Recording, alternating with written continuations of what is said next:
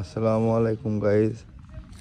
আমরা বর্তমানে সিলেটের সুনামগঞ্জ টাঙ্গুর হাওরের পাশে যে শিমুল বাগান অবস্থিত, আমরা সেইখানে আছি।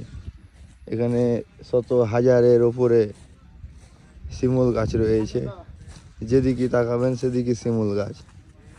আমরা গ্রীষ্মকালে এসেছি, ফুল নাই গাছে, শীতকালে আসলে ফুলে গোটা বাগান ভরা থাকে।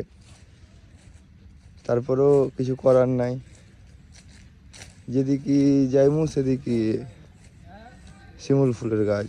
যতদূর দেখব আমাদের চাঁপাইনবাবগঞ্জে যেমন যেদিকে তাকাবো সেদিকে আমের গাছ, এখানে যেদিকে তাকাবো আর কি, যতদূর পর্যন্ত চোখ যাবে সম্পূর্ণ শিমুলের গাছ।